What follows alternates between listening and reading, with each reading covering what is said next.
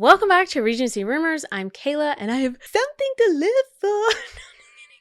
Quickly, if you're new to this channel, because we've been growing over here at Regency Rumors, this channel is all about period dramas, history, and historical fiction. I'm a historian and academic researcher by day, aspiring historical romance writer by night, and a 24-hour Jane Austen addict. Pretty much the full cast of Netflix's Pride and Prejudice has been announced, and I have so many thoughts. Got my Pride and Prejudice t-shirt on, bookshelf earrings that my sister gave me. I couldn't be more nerdy for this video, so I'm excited to do some historical yapping about nothing but Pride and Prejudice. If you're enjoying this channel that I still 100% know what I'm doing with, then please do consider subscribing and liking, commenting. It really helps for the videos to get seen and for us to be able to grow our silly little historical yapping space here. So thanks so much to everybody who continue to engage with the videos over here at Regency Rumors. So we're going to start out with this first look photo. This is the Bennet women. The sigh of relief I sighed seeing this first image, not for any other reason than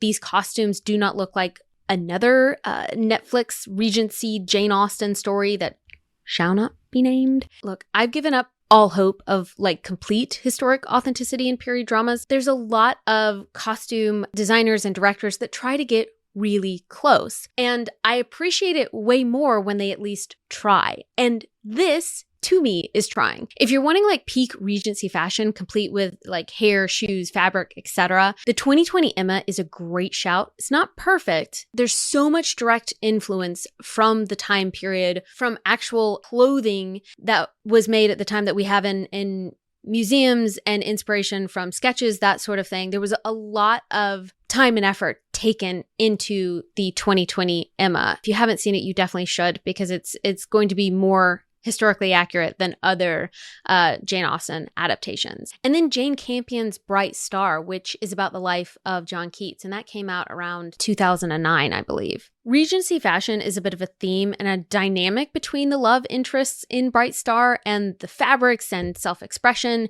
He's a poet, so he expresses himself through words, and I think fashion and clothes design was a way of self-expression for Fanny Braun. So I think it was important to the director to have way more authentic versions of the Regency period in the costuming, which honestly at times felt a bit jarring. Like people had even dirt underneath their nails, that sort of thing. It looked like at times that characters were a bit unkempt, but that would have happened to people, especially if they were in abject poverty, which we do see in that film. But the costuming in that film is so good. So if you're needing to scratch that kind of more historical, authentic feeling itch, then Bright Star is for you. Pride and Prejudice is not about fashion, so we shouldn't expect perfection, but this is pretty darn good. We don't know very much from this photo alone. However, I feel like this is already a great middle ground between the 2005 Pride and Prejudice and the 1995 BBC series. These are cottagecore colors, the deep maroons, the light brown, the mustard yellows. It's leaning into this very like cozy, more earthy, a bit ethereal trend that we've been having since the pandemic, which I think in part was inspired by the Gen Zers becoming the next generation to be obsessed with the 2005 version. However, because it was so like beautifully stylistic, I felt like the costumings at times was quite simplified for a lot of the actors to kind of get that more like airy, light feel to the production. But there could be a lot of dramatic tailoring in the Regency era that we kind of see in the 2020 Emma, but it's definitely missing in this 2005 Pride and Prejudice, which is kind of odd considering I found this blog post about an interview that the costume designer for the 2005 version did, where she talked about them deciding that the film was going to be set in the 1790s because based on the novel, some people think that's when it was set. I won't go down that rabbit hole, but it feels like there's a big mix match of time periods in the costuming if that is the case. I want to preface this by saying that I am not one of your historical costuming girlies. I wish I was. I am attempting my first Regency dress to go to the Jane Austen festival, but I am in no way an aficionado like so many history, like social media influencers are, and I'm always so impressed. Got a PhD in Welsh history. I am a storytelling researcher, so I am much more into like societal things like relationship dynamics, the effects of laws on people, scandals, romances, story. than I am costuming. But as a passionate period drama watcher, I am still very much aware of fashion and period dramas. So I am going to try and explain how I think Olivia Colman's Miss Bennet is going to be different than Brenda Blethyn's based on the costuming alone in this photo. Brenda Blethyn's character, Mrs. Bennet, in the 2005 Pride and Prejudice, wears gowns with a more structured, tailored waistline with stomachers, those triangular shaped panels in the front of the bodice, which were more prominent in the mid 1750s to 1780s than the more recognizable, like high-waisted Regency empire waist silhouette that became dominant in the 1810s. The 1790s was a big transitional phase in fashion. Women were moving away from the elaborate, structured gowns of the earlier Georgian era. The clothing started to soften. We start to see these more ethereal looks that are mimicking Greek classical antiquity. Simpler lines, an empire waistline, like I was saying, far less structure to the silhouette. The choice to keep Miss Bennet and some of the older characters like the gardeners in these more mid-18th century styles is meant to show a distinct generational divide. Miss Bennet's costuming reflects a woman of an older generation whose style lingers just behind the trends of her daughters. Practical, provincial, and socially ambitious, she clings to fashions of the 1790s even as the next decade's, sleeker empire lines begin to dominate among younger women. In every adaptation, Miss Bennet has to be socially tone deaf in one way or another. A part of that is she's so focused on the problem that is getting her daughters married off that she's not necessarily focused on the more pragmatic way that could happen. So Brenda Blethyn's Miss Bennet is a flustered one. She means well, but she's not self-aware enough to know how she behaves could affect her family's future as well as her daughter's behavior. I think her costuming is an extension of that. It's a part of the physical manifestation of her anxiety on this issue. She's not the most put together woman on earth. Maybe someone who is not always consistent in the way she dresses. Totally feel like this a lot. I identify with this part of Miss Bennet. She is a flurry of actions and fussing over her daughters one minute and then maybe lazy and forgetful the next. Her not moving on with the times in her dress and keeping up with the changing fashion, it's an extended reflection of all this. And I think that was intentional on Joe Wright's part. She's not a cartoon. The problems with her daughters needing to get married are very real. And in some ways, she's the only one who's really seeing its societal pressure in full as the matriarch of the family, and it's a big burden on her shoulders. But the way in which she dresses and carries herself and communicates with others shows she's overwhelmed with this task in her day-to-day life, and that shows in front of others. This Miss Bennet is going to be tone deaf in other ways, I think. So this coat is the best tailored piece of clothing in this shot. This is a gorgeous look on Olivia Colman, by the way. She looks radiant in this photo. I don't necessarily think that this is going to be a Miss Bennet who is up on the latest fashion and somehow completely put together, etc., etc. But this is giving a little bit of Kris Jenner to me.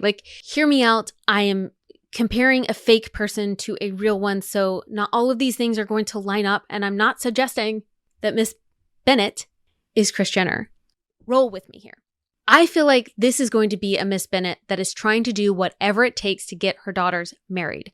So she perhaps overspends on her wardrobe and the wardrobes of her most eligible, likable daughters. So i.e. Jane and Lydia. Look how detailed and structured and bright this coat is compared to the other sisters. The way she goes about success for her family lacks tact, decorum to a certain level, and social awareness. So she's playing by the patriarchal social rules, not just because she has to, but because she doesn't understand anything outside of that and doesn't see anything wrong with it. So if it means getting all of her 5 daughters out at one time in the same season to make them more eligible, despite the social implications, she doesn't think beyond best chances of them getting married? Let's have them all out at once. What I'm trying to say to you is that I believe that this is going to be a momager type Miss Bennet. She's not someone that is completely up with the fashion because she's very good at that kind of thing and that she's going to be put together all the time. I'm just saying that based on this photo and the fact that she's wearing a coat that her daughters would also potentially be wearing.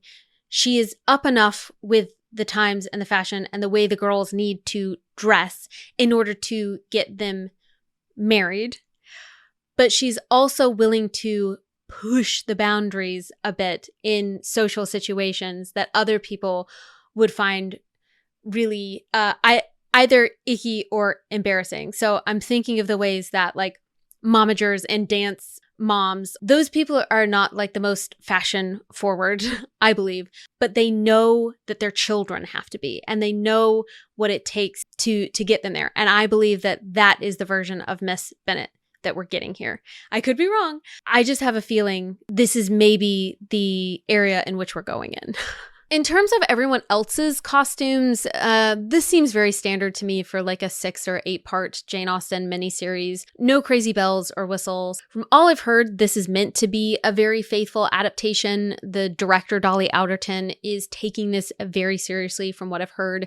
She's been watching the conversations online that's happening. She's very much wanting to honor us Janeites, which I really appreciate. I think with the combination of Bridgerton now being one of its biggest shows, and then how much money that they've made having Pride and Prejudice on their platform, they're finally picking up on how popular this time period and Jane Austen actually are. And this is why we're getting this big budget faithful adaptation, which is very exciting. I did do a more researched, put together video on the pros and cons of a new Netflix adaptation, and I talk about a lot of this. So if you are interested, check out that video where I go more into past adaptations, what we know of the current adaptation, and what could be good and bad about a new one. All right, so I am predominantly going to be talking about the main cast. For some of these actors, this is their first performance, or I've not seen any of their work. So some people are being left out, but that's not because I don't want to talk about them. It's just because I've not seen them in anything else, and I'm going to be excited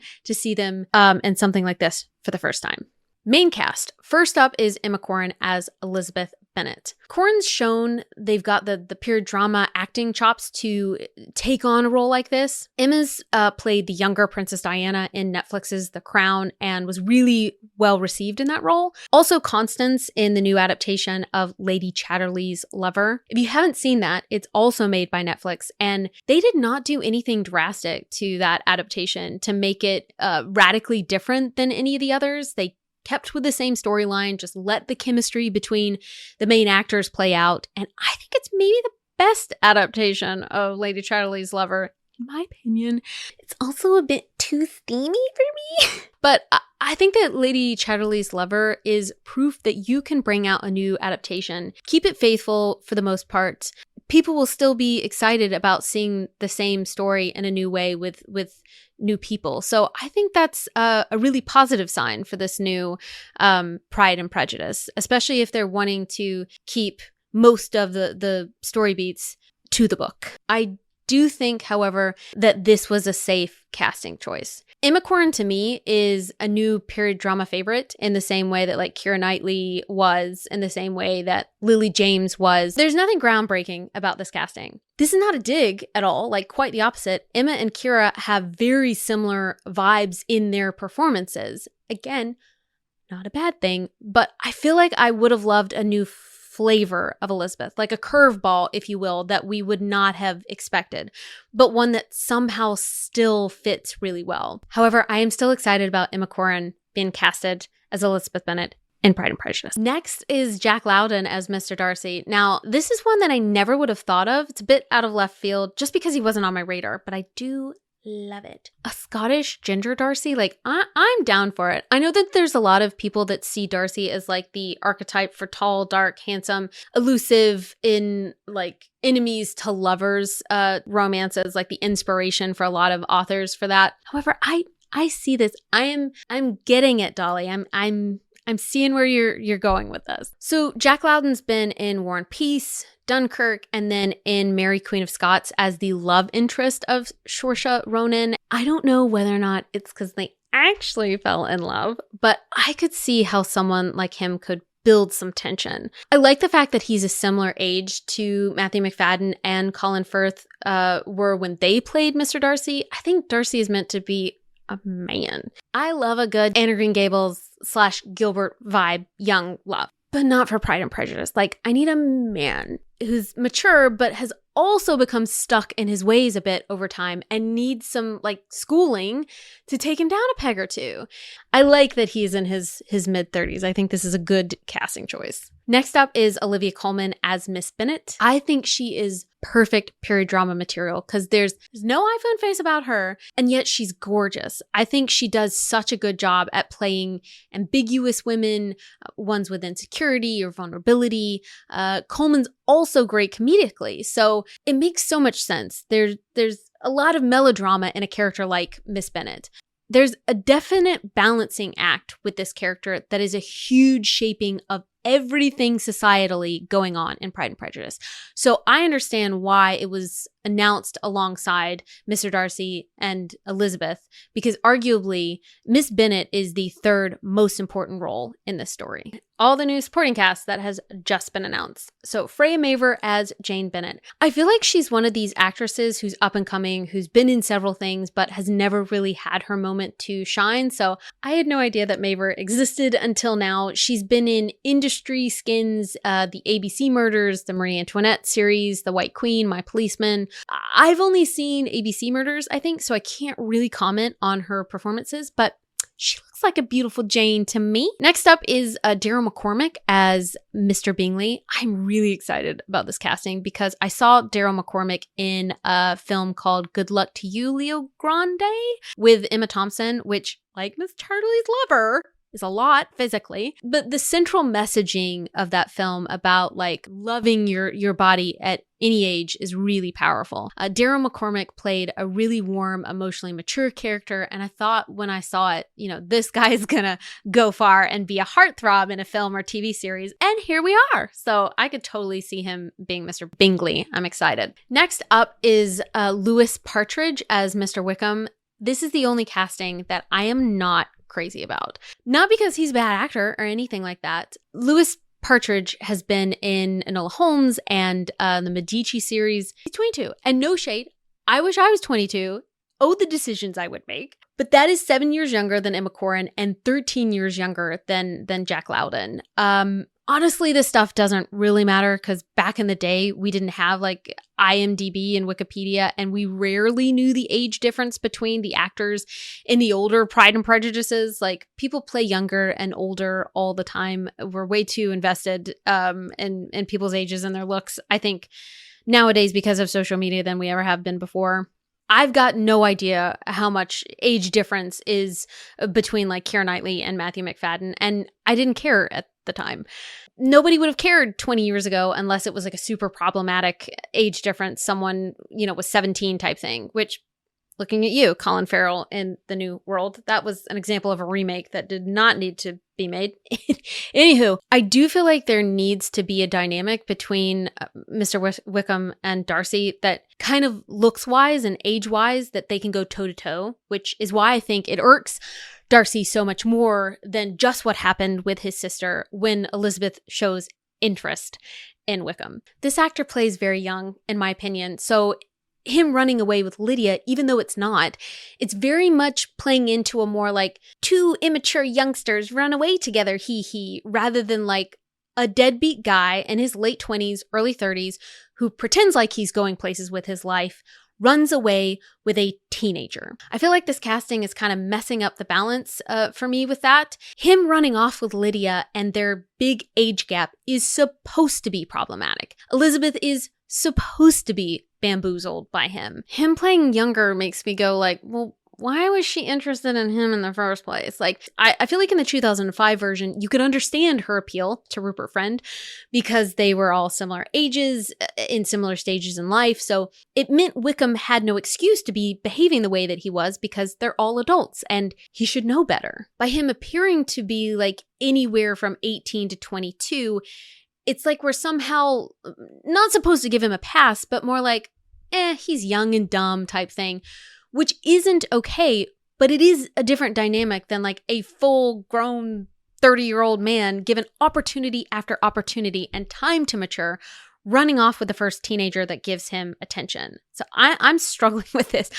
I am confused with this casting, and I'm hoping that it'll make sense when we see it on the screen. Next up is Rhea Norwood as Lydia Bennet. She's an up-and-coming actress. This is like her third role, I believe.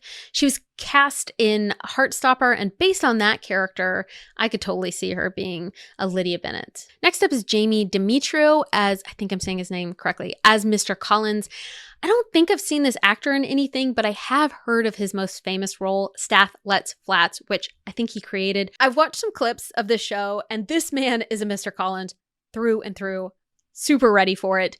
This is one of those awkward British comedies where you question the entire premise because you wonder how British people procreate. And if you're wondering who said I love you first between me and my husband, it was the American. All right, next up is Fiona Shaw as Lady Catherine de Bourgh. This is one of the most interesting castings for this series, mostly because Fiona Shaw apparently is in high demand for Austen stories and prominent period dramas. I really enjoyed Shaw as Captain Wentworth's sister in the 1995 Persuasion, as Miss Reed in the 1995 Jane Eyre, and Miss Marple and Colette. She was also in Killing Eve, True Detective, and Fleabag. She's another one of those actresses who's been in a lot, and yet she's not as well known as she should be. So I'm excited about her playing Lady Catherine de Bourgh. I was kind of shocked to find out that she's both Lady Catherine de Bourgh in this, and then Miss Jennings in this upcoming Sense and Sensibility, who is a gossipy, melodramatic character. She's playing them back to back. It's proof she's got range, and I'm up for it. And then with Captain Wentworth's sister in Persuasion, that's a very sensible, warm, level-headed character. I feel like she's now got such a huge range of playing different types of Austen characters. Finally, we gotta do a drum roll here. I'm so excited about this casting. I can't believe I didn't think of it before. This is why I've left till the end of the video to talk about it. Rufus Sewell as Mr. Bennet. This is the piece de resistance.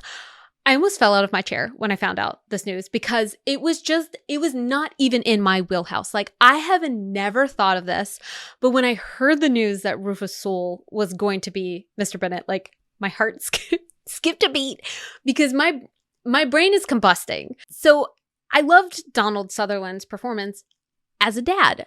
Arguably, the most impactful scene of Pride and Prejudice is not Darcy proposing or them finally getting together in the end, but that scene where Mrs. Bennet is trying to force Elizabeth and Mr. Collins to get married, and Mr. Bennet is absolutely not. It makes me cry every time because it's this powerful blink of an eye moment of a father wanting his daughter to have some sort of agency in a time when women had none. Mr. Bennet is not perfect, and at times he's a jerk. And he belittles and criticizes his wife. He does not take an active role in actually securing his daughter's futures. I think there's a reason Lydia runs off with Wickham, and it's because she's filling a void. I do think it's a very layered case of Jane and Lizzie are probably getting a different version of their father than the other sisters are. But he does love the women in his life. And I do believe he respects his daughter, Lizzie, and is proud that he's her father. So when he knows that the answer to the future of his estate could be easily tied up in his favorite daughter marrying Mr. Collins, and yet he knows his daughter well enough to know that that would be so disastrous and unhappy for her that he puts his foot down and was like, I will never talk to you again if you do marry him. Chills, tears, bleh. I'm just saying that I don't know how I would handle watching these scenes with Rufus Sewell delivering it. But I talk a lot about period drama darlings like Keira Knightley or Keely Hawes or Carey Mulligan, who have just been in a buttload of period dramas through the years. And Rufus Sewell is the male equivalent of this. He's been in Middlemarch, A Knight's Tale, Dangerous Beauty, The Illusionist, Tristan and Isolde, John Adams as Alexander Hamilton. Forgot about that one. Victoria as Sir Melbourne. There's something about his performances when he's not playing someone evil that draws you into him like he's a wounded duck or something. And then his evil performance is very bad boy, tall, dark, and handsome. I'm approaching middle age, so I realize that this man is not young anymore and is capable of having 5 daughters of varying ages in the Regency era. However, seeing him as the same type of character as Donald Sutherland is short-circuiting my brain. And I don't know if anyone else is also having a brain that's short-circuiting about a very attractive Mr. Bennet while simultaneously feeling giddy about it.